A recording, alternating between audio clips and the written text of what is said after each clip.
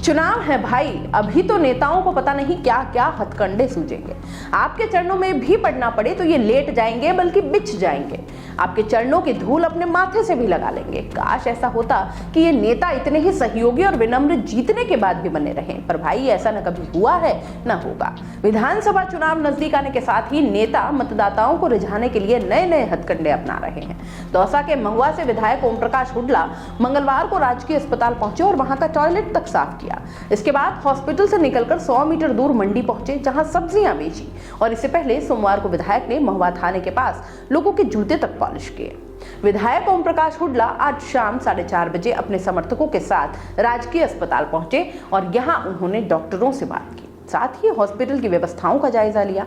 इस दौरान टॉयलेट में गंदगी देख उन्होंने नाराजगी जताई और इसके बाद उन्होंने ब्रश और क्लीनर मंगवाया और खुद ही टॉयलेट को साफ करने लगे। टॉयलेट की सफाई के बाद उन्होंने सफाई कर्मियों और समर्थकों के साथ मिलकर अस्पताल की धुलाई की।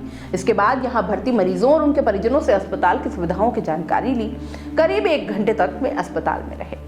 अब विधायक हुड्डा शाम 5:30 बजे हॉस्पिटल से 100 मीटर दूर स्थित सब्जी मंडी पहुंचे। वहां एक सब्जी विक्रेता की दुकान पर जा बैठे और सब्जियां बेचना शुरू कर दिया। करीब आधे घंटे तक उन्होंने सब्जियां बेची भी। 12 ग्राहकों ने उनसे खरीदारी की और इस दौरान उन्होंने जनता से समस्याएं जानी। इस बीच सैनी समाज के लोगों ने माला पहनाकर उनका स्वागत किया। सोमवार को विधायक ने पुलिस थाने के बाहर लोगों के जूते भी पॉलिश कर डाले और उन्होंने गांधी जयंती पर चलाए जा रहे स्वच्छता पखवाड़े के तहत थाने के बाहर जूते पॉलिश करने की बात कही थी। और इसके बाद वे सोमवार शाम 4 बजे थाने के बाहर पहुंचे।